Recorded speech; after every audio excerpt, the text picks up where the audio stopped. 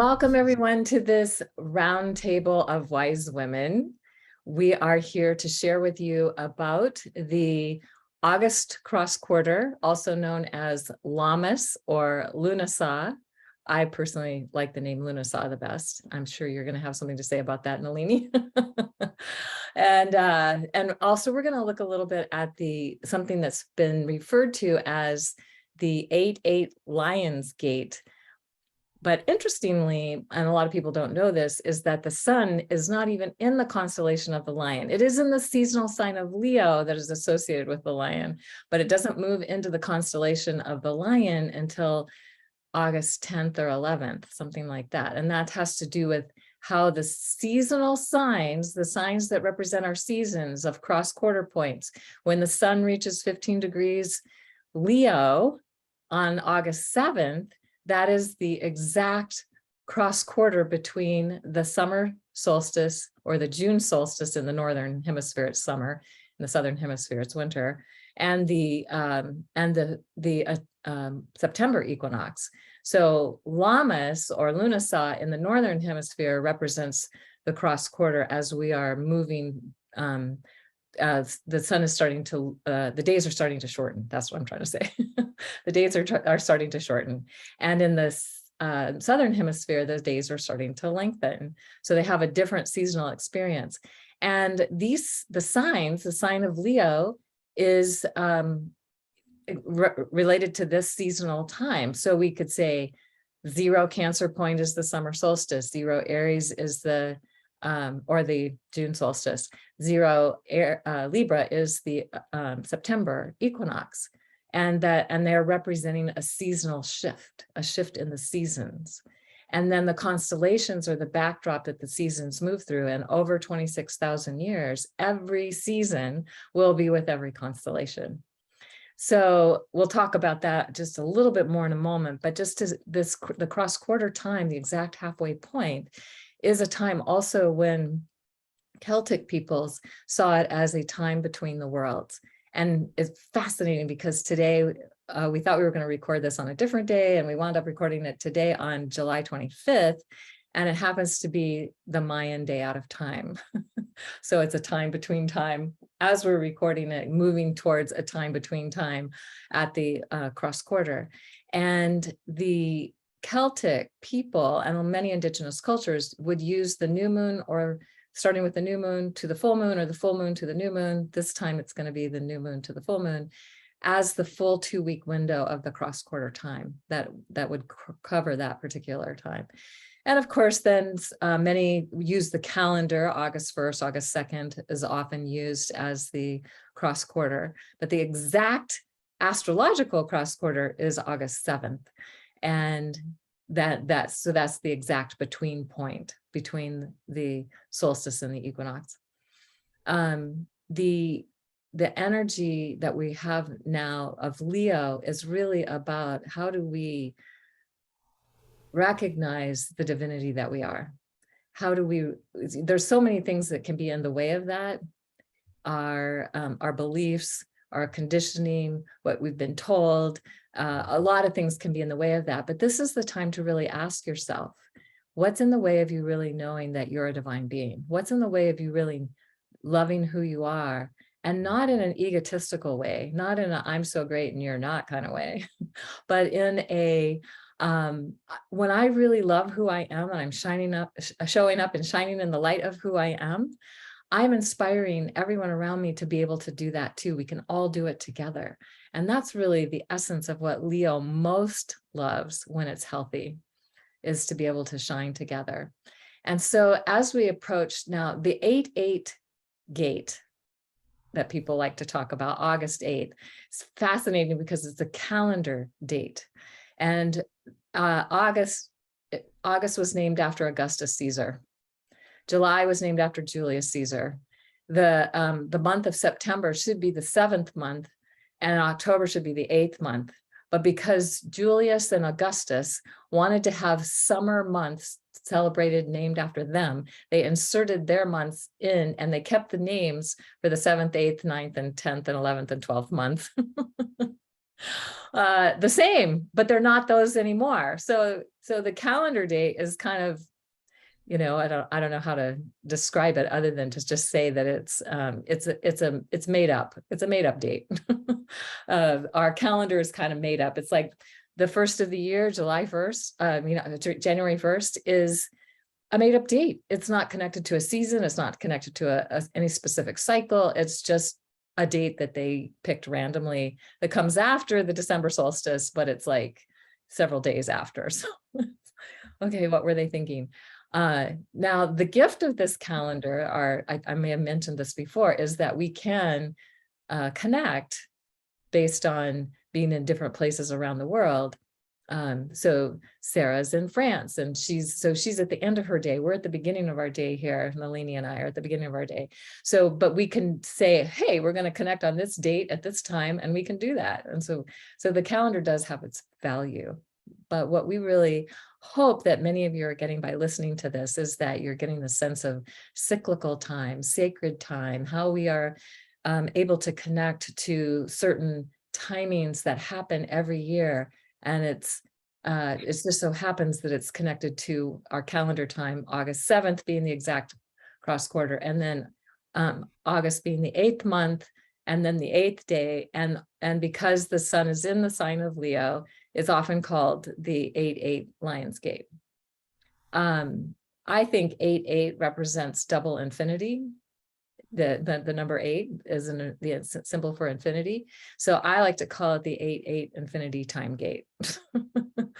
And so then we're in this, because we're also in the cross quarter, we're in this time between time, like when the veils are the thinnest between the worlds at a cross quarter point. And so those happen 4 times a year. And so that's where we're coming into right now. And so it's an exciting time to just be connected to that. Go outside and be with the sun, be with the earth, be with nature, and have intentions and see what's coming through, and pay attention to your dreams and things that might be giving you messages around this time, and especially around how are you loving yourself or not? And if you're not, what would it take for you to love yourself? What would it take for you to, maybe you already love yourself or you think you love yourself, but what would it take for you to love yourself even more? Okay, so, and then the last thing I want to share, and we'll talk about this more when Elizabeth can join us because she wasn't able to be with us today, is the sun is with, for a couple of things. So I mentioned this the last time. The sun is on the horizon on this day, the Mayan day out of time, with the star Sirius. So when the sun is rising right now for the next few days, the sun and Sirius are rising together. Now, the sun is over on this part of the horizon and Sirius is over on this part of the horizon, so they're not together. But even so, just because the sun is coming into the sky, you don't see Sirius, and Sirius will be rising as morning star as early as August 3 for where I live, mid-August for more northern locations. So the Egyptians saw that as a super important time because that would signal the flooding of the Nile. And so in the day, so it's fascinating to me that I think Jose Arguelles must have known that the sun and the Sirius were on the horizon, and it's only certain times in the 26,000 year cycle, lasts for quite a while, that the sun and Sirius will rise together. So we're getting Sirius energy transmitted to us via the sun. And then the sun is also going to catch up to Regulus this month, and that is the heart of the lion. It also connects to the Hall of Records. And so so just a little preview is what's going to come next, is we're going to talk about the sun with Regulus in the next time. So right now, I'm very excited to hand this off to my priestess sister, Sarah, who's going to tell us about the plant magic or the something magic, not sure what. Thank you, Kaylin. Yeah, thank you. Yeah, absolutely right. I'm not sure what either, but I have an idea of what I want to talk about. So, listening to you, it's very connected, what you were talking about, and Leo and self love in a very different way to what we are used to. And what I'm being asked to share with you all today is kind of personal. I don't mean that by it's kind of like all about me, but it's just like my own personal experience of this rather than something I've read in a book or all that kind of thing. I don't really have any extra information. But what I'd like to talk to you about is gold, the metal gold. And something happened to me, with me, a few weeks ago. And I'll talk about it in more detail in a second. But actually, I came out of a priestess session being told to go and channel gold into a bowl of water. And I was like, what? I've never done anything like that. And it was very specific instructions. And I just followed them and it happened. And it was extraordinary. And one of the reasons I'm holding my bottle here is that I feel that this could be happening to others as well, and we don't understand it. A few months ago, I have a big affinity with rose quartz, and a few months ago, I spent my morning, just a very ordinary morning with my other half, sitting outside in the sun, having a cup of coffee. It was just something we were doing. It was very ordinary. And I could feel rose quartz in my energy field. It was all around me. And I was like, wow, I've never felt this before. It was like pumping out of me. And I was just like, wow. And I didn't do anything with it. And maybe I didn't need to. But I have a feeling that it was coming through me and that, it could have been an opportunity to have done the gold kind of thing. I wasn't asked to do it. So my own experience with gold started many, many years ago when I made an essence with gold in the traditional way. I placed a gold ring in a bowl of water under the sun and left it there, and it actually went on for several years to be the most popular of my essences. And I was like, well, I don't really know what's happening here. And then one day one of my clients asked me, tell us the story of gold, Sarah, because I want to know why this essence is so special. And I was a bit embarrassed because I knew that it was going to be a very emotional story. And what I shared was that the ring that I had made the essence with was gifted to me, or given to me by my partner Ian while I was miscarrying our daughter. So it's all a bit gory, but it was what happened. And he just came up to me and said, here's Nana's ring. She would know what to do. I don't know what to do. She would. So I was like, wow. And so when I told that story, people were like, now we know what's so special, because it was infused with that lineage wisdom. And it's very emotional, which is kind of cool. And so that was my first experience with gold. And then one of my clients, actually, her name is Sally Arthurs, if anybody wants to go and find her. She's actually now one of my team members. She actually works with gold. And this is what I've learned. I've been working energetically with gold via Sally for several years now. And what Sally has shared with me, and again, she's collecting this information from her own connections, because she channels the stars and things. She's quite amazing. Is that gold is an energy that we really need right now, because as our cells and our bodies are changing, the cells, the gold coats, the energetic coats the cells. It activates the gold within us and coats the cells, so that as the more energy comes through, our cells are able to hold the energy. They can expand and hold.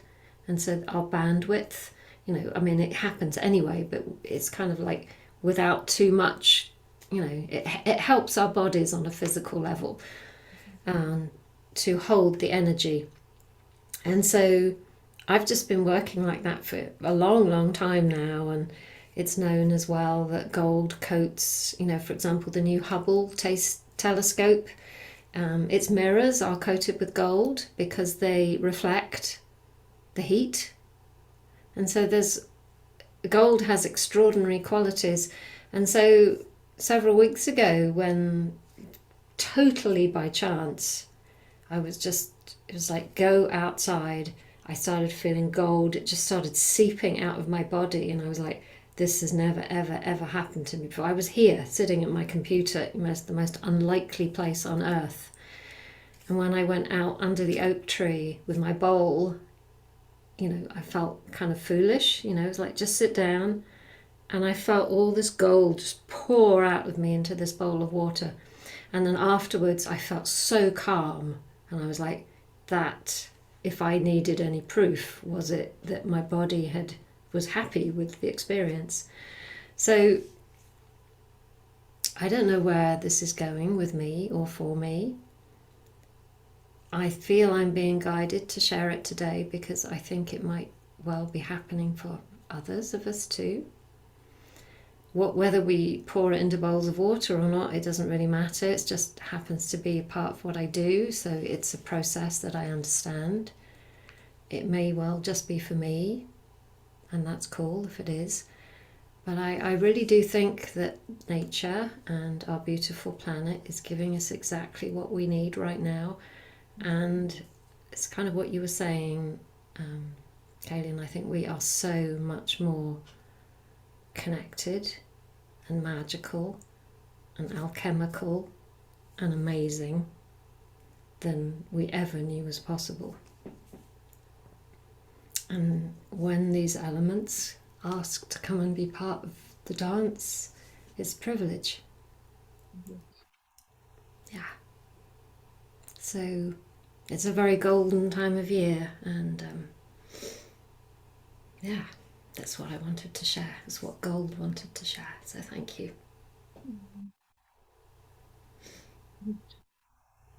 Thank you, Sarah. That's just precious. It really is. Not just the metal. That's not what I mean, but just that's precious. Interestingly, that you mentioned that, I don't know, a month or two ago, maybe I have no concept of time, especially today, but I was informed my field was infused by gold, the mineral gold's frequency. And so years ago, I had been microdosing myself with monatomic gold. It was a thing back then, and not that I ever really felt like it did anything at the time, which it may or may not have done. I don't know. But I started doing it again, doing it for about a month or so with no expectations and no really understanding of why, except what you were just explaining, that my body really felt that affinity and was wanting that its mirror to say, okay, this is a frequency we need to hold. I know there are other people, Jacqueline Fay Hobbs, the Oracle Girl, who says that nature's frequency is the gold frequency. She has a very specific definition of how she talks about that. But I think we're all experiencing this particular energy, but the change is it's become visceral. We are becoming embodiments of divine love, of source's love. And it comes through us in all our various configurations, whether it's our astrological configurations, those strands and limits and parameters, or whether it's how we relate with nature, which is so important right now, and how all of that flows through us. But it's all about the embodiment. And that's very Leo in its own way. And we're moving into this massive alignment in Taurus, Mars, Uranus, and the North Node conjunct in Taurus, which is right at the end of the month, which is bringing all of that into embodiment, all of us really into our bodies and into the body of the earth, of what's really going on here. Not let's look at the problems, but what's really happening. What is the alchemy, the magic? What are the shifts in vibration and frequency that are really happening through all of us and every one of the planets, not just ours, but we have our experience here. This is what we can feel and touch and sense. And we're still so sensorially oriented. We haven't, most of us, expanded our array much. But if we look at nature, the array is infinite. There's so much to be perceived. And maybe it does feel a little bit overwhelming, and it can feel overwhelming to the body. Our body can feel overwhelmed. I find that when that happens, to be calm, breathe, come into an essential nature like the gold essence or whatever works for us, but to come into that alignment. And then it's like, oh, that's not overwhelming at all. It's just moving through. It's exactly as we describe the cross quarters or the essences. I mean, Lunasa is an interesting alignment. It's revered in the Celtic world, as are they all, but as the sloughing off, the releasing of whatever, the expression is whatever, what no longer serves, and the golding up, one could say, the lightening up, literally, of what does. And the whole world's in that process right now. The whole world is undergoing this transformation, this shift, what could be called a shamanic death, but it's also a rebirth at the same time. There's no ending without a new beginning. Nature is the best surrounding and permeating and all-encompassing example of that. And nature including the planets and the stars and all of us. So at this time, if there was anything, if there was any wisdom that any of us could share with you, I think it does come from the heart and from our embodied experience of this multidimensional frequency, the multidimensional feminine, some call it, because it's more nurturing and nourishing energy. It's not gender, it's about what comes through that is and always has been cherishing and sustainable for life, just life and consciousness. And there are ways, as we become more fluid, as we become more flexible, as we let go of, the rigid things that our egos think it's fun to believe, that we can flow with that and flow through all these hard encrusted bubbles of, belief, the concepts, the definitions, the this is this and that is that. Well, okay, great, maybe in someone's definition, but maybe this is what is really happening. It's certainly happening at the cosmic level. It's certainly happening in nature all the time. And it's certainly happening in our bodies. And this cross quarter is an opportunity. And this window, especially of the, the day out of time, the liminal time, the time between worlds, when the veils are thin. I'm not sure they're there anymore. But, when the veils are thin, is that it's for us to sense more. It's not, well, okay, who's accessing which numbered dimension today? It doesn't work like that.